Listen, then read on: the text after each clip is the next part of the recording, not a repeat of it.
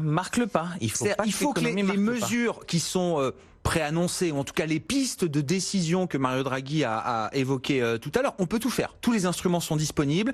Il y a des contraintes techniques sur chaque instrument. Les taux négatifs, on sait que c'est pas bon pour les banques. On peut trouver des moyens de mitiger la pénalisation des banques à travers les taux négatifs. Le QI, programme d'achat d'actifs, on sait qu'il y a des contraintes techniques. On peut pas acheter, ou en tout cas pas au-delà de certaines limites. On peut pas détenir de dette au-delà de certaines limites.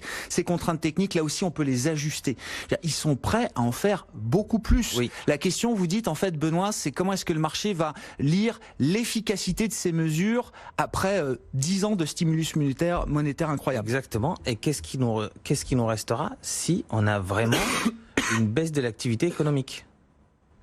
Parce que là, on est juste dans l'anticipation. Voilà.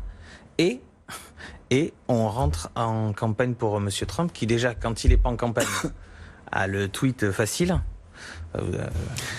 Et ben là, j'ai un peu peur de ce qui va se passer. Voilà. C'est intéressant. Hein. Il a eu une réaction immédiate sur Twitter, Donald Trump. Non, mais il faut très menaçante. L'écouter. Il cite nommément Mario Draghi, qui, selon lui, permet un avantage déloyal, injuste à l'Europe, avec la perspective d'une banque centrale européenne qui va ajouter du stimulus monétaire.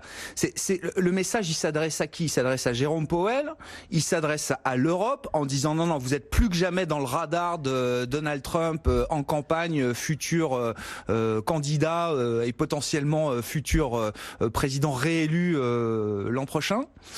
Alors, je ne sais pas s'il sait vraiment à qui est-ce qu'il a voulu adresser. Déjà, il l'a fait rapidement, mais je pense que c'est d'abord une menace pour l'Europe avant éventuellement une pression pour Powell. Pour Powell, voilà. C'est inquiétant. Regardez ce qu'il a fait avec la Chine. Si maintenant, les menaces régulières qu'il a. Il y a 15 jours, on parlait des menaces sur les constructeurs automobiles allemands. Elles sont là. Bon, ben là, il revient menacer. Pas plus tard qu'hier, on a eu des sujets sur les semi-conducteurs. Et il revient. On est en train de vivre, en fait, que des menaces de Trump. Et alors, si tout le monde entier se met à ne réagir que aux menaces de Trump, c'est compliqué. C'est un peu compliqué. Bon, et pour Jérôme Powell, on va en parler dans un instant avec le prochain invité, mais pour Jérôme Powell, comment il se prépare pour demain soir, Jérôme Powell? Ils sont en réunion, là, les banquiers centro-américains. Bien la pression. Mais j'espère qu'il supporte bien la pression, et ça y est, Trump lui a mis la pression. Et donc il n'a pas le choix, ça veut dire qu'il doit lui aussi se mettre dans la course et dans la surenchère à l'accommodation, aux baisses de taux. C'est parti, quoi. Matin aussi. Bien sûr. Certainement aussi. Le virage a commencé par la Fed, mais voilà, derrière c'est une course entre les banques centrales. Je pense.